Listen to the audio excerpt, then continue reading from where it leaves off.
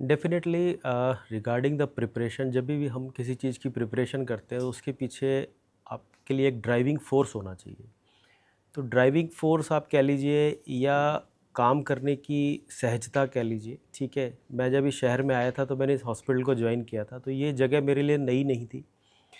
Mayank Singhi ji is more like a friend, ठीक है, rather than a director और एग्जीक्यूटिव एट दैट टाइम। दूसरा जो ड्राइविंग फोर्स मेरे लिए यहाँ पे ट्रांसप्लांट शुरू करने के लिए था कि doctor Mayank Jain sir already यहाँ पे पहले से ही काम कर रहे हैं। He is a senior nephrologist in the city.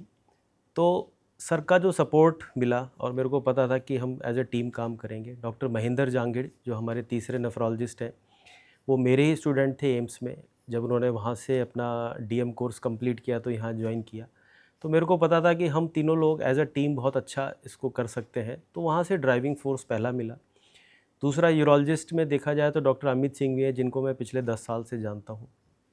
बाकी जो स्टाफ़ यहाँ पर है, जो पुराने स्टाफ़ हैं, और मयंक सिंघी जी का जो अपना सपना था यहाँ ट्रांसप्लांट शुरू करने का, तो मेरे को पता था कोई भी लॉजिस्टिक पार्ट होगा, टीम बिल्डिंग होगा, तो वो उसमें पूरा सपोर्ट करेंगे। और लाइसेंस इनके पास ऑलरेडी आ चुका था, तो मेरा जो काम था वो मेनली यहाँ से शुरू होता है एक मेंटरिंग के लिए, कि मेंटरिंग कैसे करी जाए, कैसे टीम बिल्ड करी जाए, कैसे उसको आगे बढ़ाया जाए।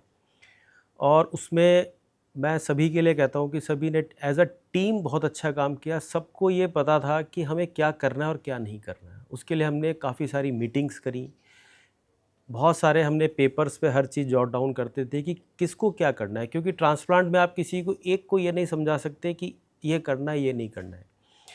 दूसरा जो प्रिपरेशन में दो इम्पॉर्टेंट चीज़ है, वो ये है डॉक्टर बख्तावर जो मेडिकल सुपरिटेंडेंट है। मेडिकल ट्रीटमेंट हो, लॉजिस्टिक पार्ट हो, ठीक है ना, हमारी टीम के सिंगल पॉइंट कांटेक्ट इस चीज़ को रिलेटेड वही थे और उस चीज़ का सॉल्यूशन उनके पास हमेशा होता था। दूसरा जो डॉक्यूमेंटेशन पार्ट होता है या लीगल पार्ट कह लीजिए, लीगल पेपर्स कह लीजिए, उसके लिए मिस्टर डेनियल है, जिन्होंने अपना पार्ट बखूबी इतना अच्छा निभाया कि हमें उस चीज़ को दोबारा चेक करने की ज़रूरत ही नहीं पड़ी। तो धीरे धीरे हमारी टीम इस तरह से बिल्डअप होती रही।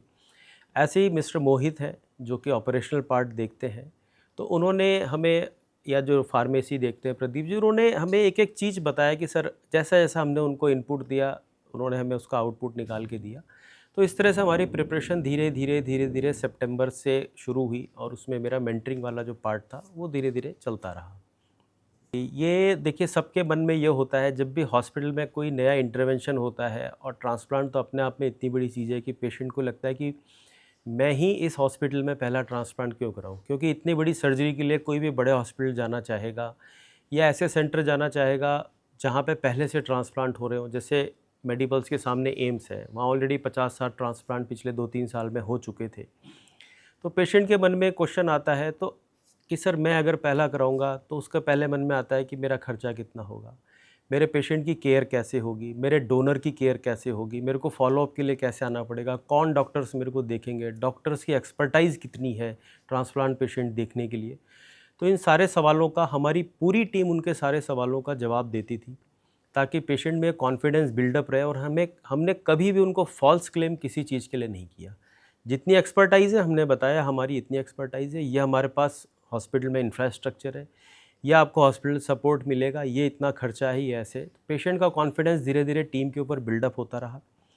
और इस पूरे उसमें होता यह था कि जैसे मान लीजिए मैं किसी चीज़ के लिए मेंटर कर रहा हूँ, तो मयंक सर का सुपरविज़न रहता था। मयंक सिंघी सर जो लॉजिस्टिक पार्ट होता था उसको देखते थे, ताकि हर एक को हर एक चीज़ पता रहे कि हम पेशेंट से क्या बात कर रहे हैं, कहीं भी कम्युनिकेशन गैप नहीं आना चाहिए।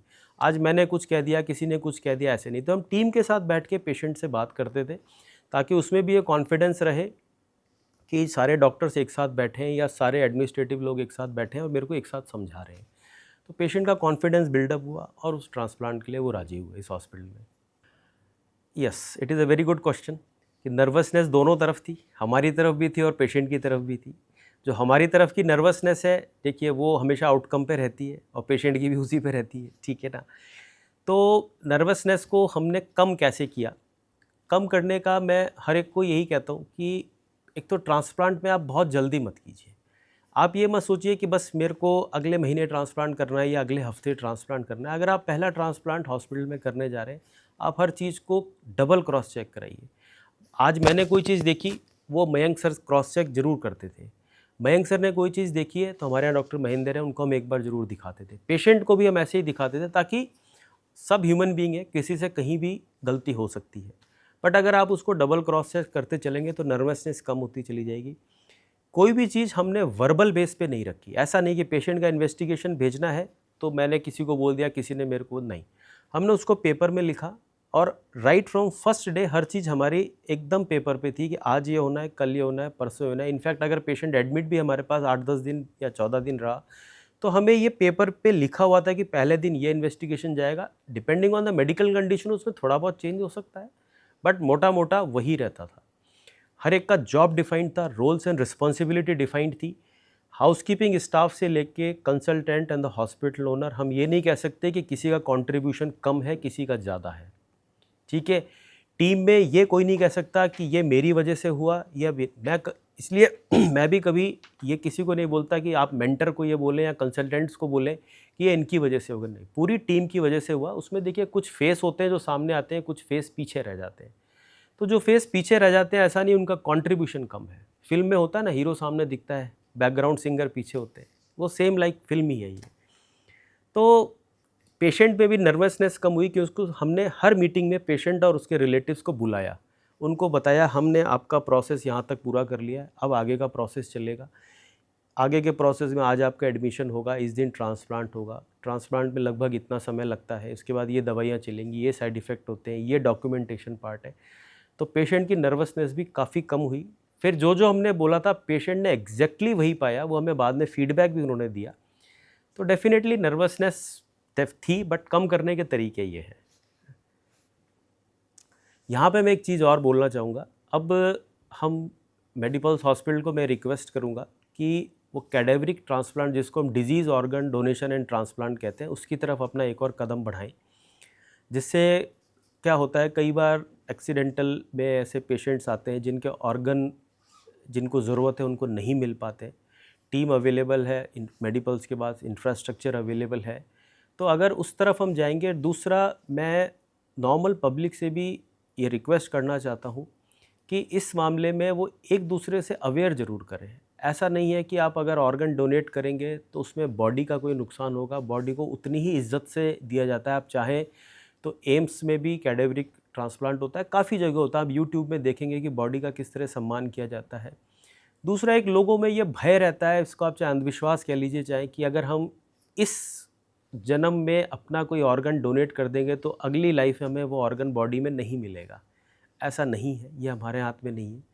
इसको अंगदान को एक महादान माना गया, इससे बढ़िया दुनिया में कोई दान ही नहीं है। रोज़ आप पेपर में पढ़ते हैं कि एक पेशेंट कितने लोगों की जान बचा सकते हैं। तो मेरा डॉक्टर से, हॉस्पिटल से और पब्लिक से यही रिक्वेस्ट है कि जितना ज़्यादा इसमें लोगों को अवेयर करेंगे तो ज़्यादा से ज़्यादा जिन पेशेंट्स को ऑर्गन्स की ज़रूरत है उनको मिल जाएंगे और उनके परिवार भी सुखपूर्वक रह पाएंगे। थैंक यू, धन्यवाद, जय हिंद।